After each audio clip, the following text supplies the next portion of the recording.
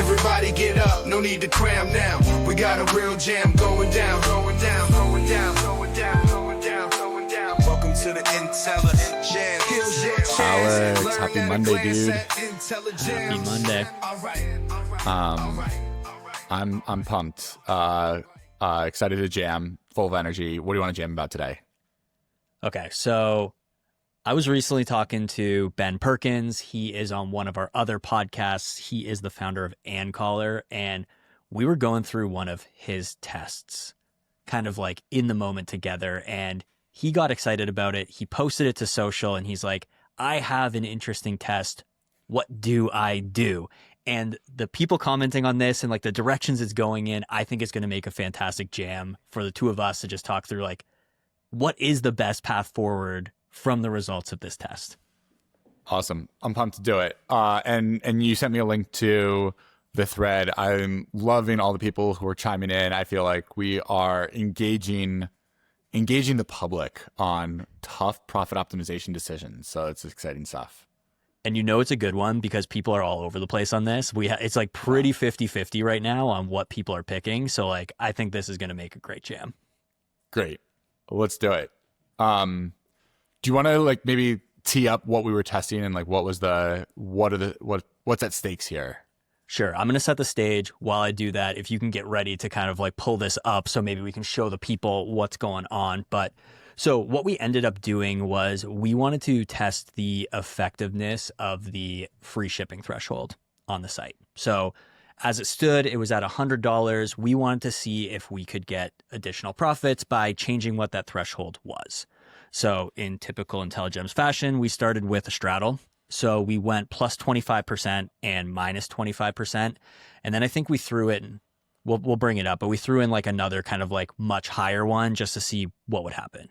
So on the plus 25 and minus 25, the really interesting thing that happened was we had positives pretty well across the board for each of these thresholds. So the question then became, okay, I'm not going to stick with the control. I'm going to choose one of these. Alex, which one would you choose?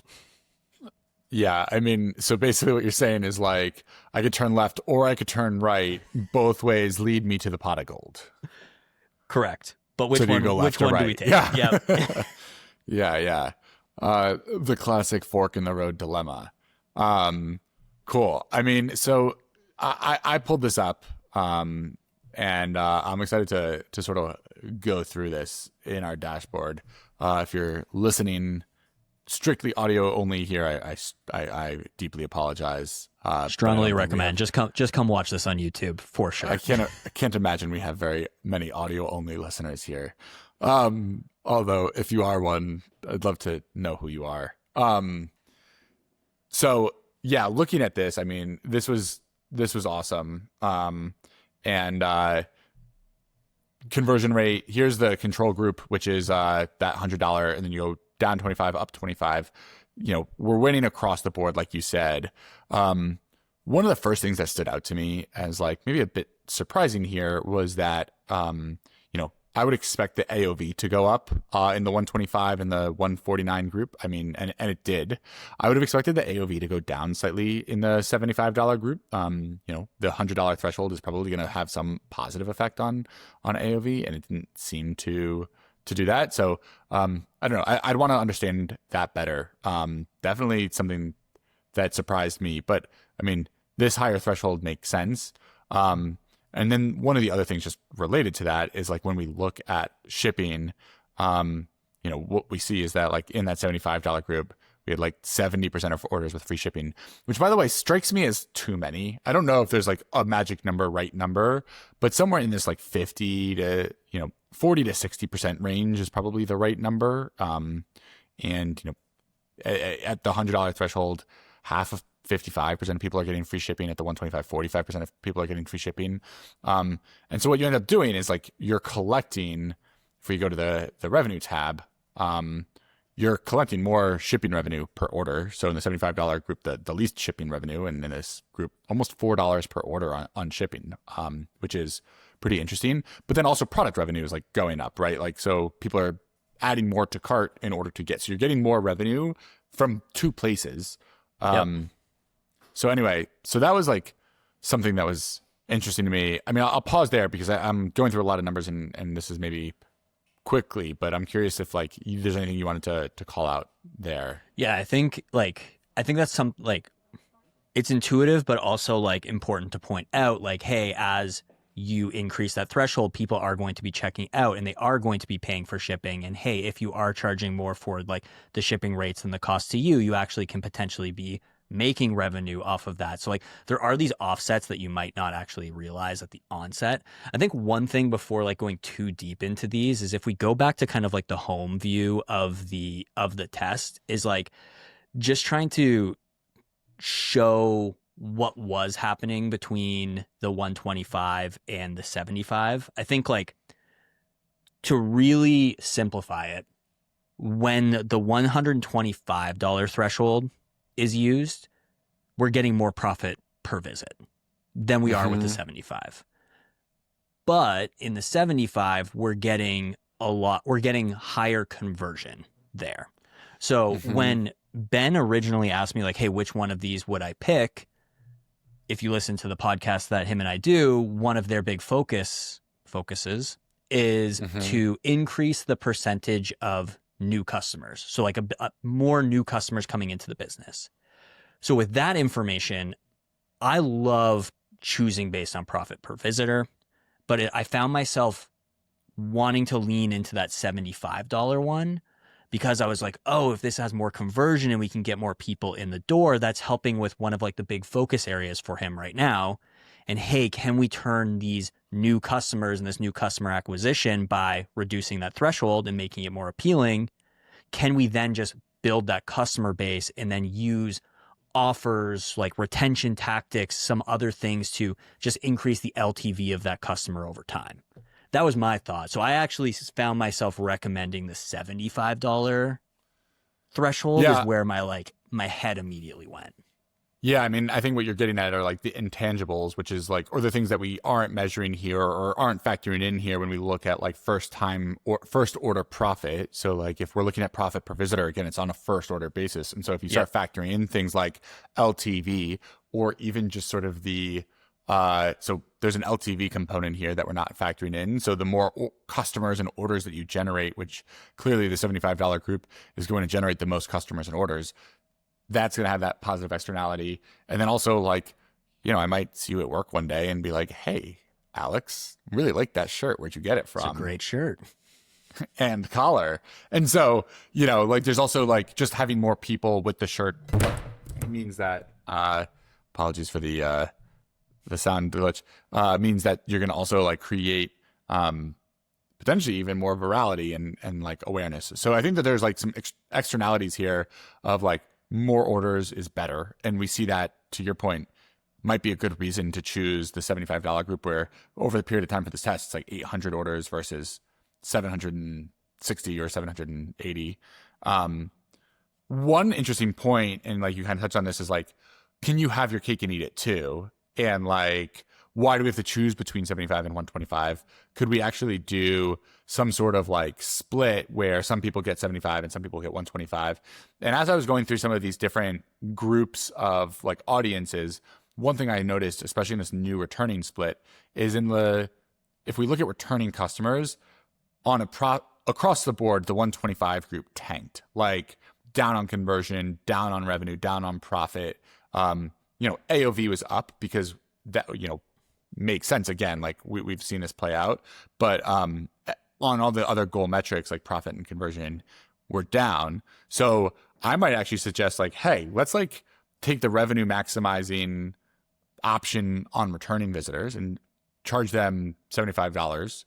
And on new, you have a tremendous increase in profit per visitor, up 15%. You still get a conversion bump. So here we're like, again, kind of having our cake and eating it too, where it's like we can choose the slightly more optimal version between the two. So in new, we've got 125. In returning, we have 75, and actually like kind of beat even the outcomes of just this test and get even better than that, right? So instead of it just being up 6.5%, we might be able to get up like close to 14% or 13%. So that's one like potential way of thinking about it is creating a personalization and different shipping offers and for different types of visitors. And I think it works in this situation if you're going to have the 125 threshold for new customers and the 75 for returning. And like obviously like this is always something like pro tip whenever you're looking at the results of your like an IntelliJAMS test, like click into that returning versus new customer. It's usually interesting, especially when it's around offers, pricing, discounting, because like returning customers can be familiar with something. So like all of a sudden it's like a compare at rather than like a reaction to different things. So in this situation with the 125 for new and the 75 for returning, it's like, oh, by being a returning customer, you actually have like added benefits here where like I think sometimes it can get dicey from like a customer communication standpoint or like a leakage perspective. If it's like, oh, the better offer is for the new customer and not for the returning customer. I keep on coming back to like my cell phone company. I'm like, or my internet company. I'm like, can I have that rate? And they're like, no, because you're not a new customer. I'm like, what? I've been here for like 2.5 years. Like, why does someone coming off the street get better? So That's a really good point. I like that. I like this from like that standpoint. I think like it might be something to consider if it was the other way around, right? Where it's like, hey, the returning customer or the new customers are getting some sort of better deal than the returning. I think in that situation, you can potentially hide it a bit by doing something where it's not like a straight dollar to dollar or a straight percentage to percentage, where it's like, hey, in that returning group, I'm going to give something that they see as more valuable, but it doesn't like it has a higher perceived value to them than it does to new customers to try to kind of offset that. Yeah. So one path here is like, let's just do 75. We could choose 125. So if I were to lay out what we've discussed, you could choose 125 because we're going to maximize profits. We could choose 75 to try and take some profit and also benefit from externalities like LTV that we're not measuring here. The like even better might be to both take profit and benefit from those externalities and have some people with 75 and some people with 125. There was a third thing that I didn't see actually mentioned in the thread that I got really excited about. And I want to sort of like walk down this path.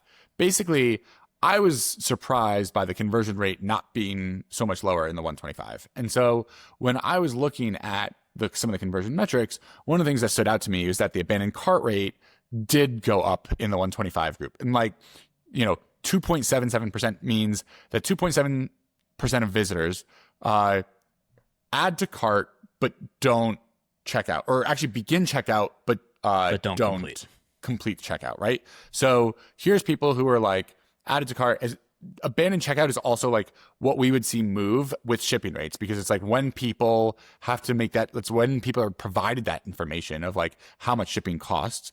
And so now all of a sudden you're seeing people at a much higher rate than in the $75 group. And it's almost monotonic, where as the threshold gets higher, the abandoned checkout rate goes up. So here's an idea. What if we just do 125 for everyone? We know that like is profit maximizing.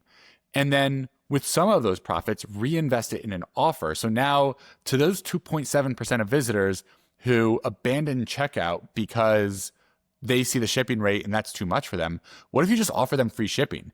Like, how much conversion are you going to get on those people if you were to send them an email and say like, hey, I saw you abandon checkout. Like, I hope it wasn't because we were charging shipping. Just in case, here's an offer for free shipping. No matter what, like maybe they had a $50 item, maybe they had a $75 item, maybe they had a $100 item. Stop playing games. Just give them the free shipping. Like, you're not making that much money on shipping every time. And to get a few extra orders, like they're going to be like massive and like a very, very small amount. These people are already at checkout. They probably even put in their address in order to have gotten the shipping rates. I don't know. I'm like real excited about potentially just offering a free shipping offer as an abandoned checkout flow. That's really interesting, where it's not like, hey, let's have both of these active at the same time. Like at the beginning of this, we were like, do we go left? We go right? And then like in the middle, we were like, we're going to go down the middle. We're not going to or like something like that. It's like, no, let's choose a direction, but then let's make that direction even better. So, hey, we're going to go 125. And on that 125, we know that we're getting a higher abandoned checkout. Okay. Let's create a list of like the people who are abandoning checkout. And now let's be more aggressive with our offer to them. So like, hey, we're capturing all this additional profit, and we're going to have the ability to, what are we at? They're like 400 something, like hundreds of people with high intent. We could now go, again, like in your example, aggressive and just be like free shipping no matter what, just like come back and complete your order. Or even just be like, hey, like at 50, make it lower and invest those profits and get this back, and be like, hey, can we go eke out even more profit dollars by just having a personalized offer for the people who are scared away by the 125. Exactly. And actually, if you start doing some of the math on that, like when we look at orders, let's go back to our like key metrics section here. When we look at the delta in orders between some of these groups, like the only reason not to choose the 125 is because we have fewer orders. And we've agreed that like there's some extrinsic value in orders. And so like here, we're like 30 orders or so short from what would be the most amount of orders. 2.77% of visitors, so of 15,000, is like 500. So if you could take those 500 visitors and offer them free shipping, which by the way, maybe a big reason they abandoned checkout was because of free shipping, and get, let's say of those 500, what would you need? You would only need like 30%, not even, less than 10%, 8%, 7% of those people. So yeah, less than 10% of those 500 abandoned carts to actually complete the checkout. That feels super doable. And so now we've like won on profit, and we've made up on, the trade-off that we made, which was like fewer orders, we've achieved. So I don't know. This is where like you start thinking about this stuff and jamming on it. And I love jamming. You can like, this is where money is made. I love where we went with this. Now, one thing I do want to call out is if we go up, like someone might look at the StatSig percentages of this. This is a thought exercise. We're not necessarily saying like, hey, this is like whatever. It's like, hey, like in situations where this happens, because it happens all the time, how do you think through it? Is there other, like, which path do you choose? Is there like, you're presented with two paths, but is there a third? Like dig in, understand what's going on, because like that curiosity, like where do we go from here? We probably start another test. Like, hey, we now are going to test like some of those things that we came up with and start to like go from there. Like we would never come up with these ideas if we didn't run the test, look into what's going on, run through this thought experiment and like, hey, here's where we're going to take this from here. You want to go validate it further? We go run another test that's even more specific to what we're chasing. Yeah. So important. To your point, we are like, we're trying to figure this out. There's no right answer. Again, there's part art, part science, and what we're doing here is just showing an example of how you might think through it, how you might drill deeper, and how you might get creative with solutioning on top of this. So yeah, I'm excited. Love it. We need to do more of these.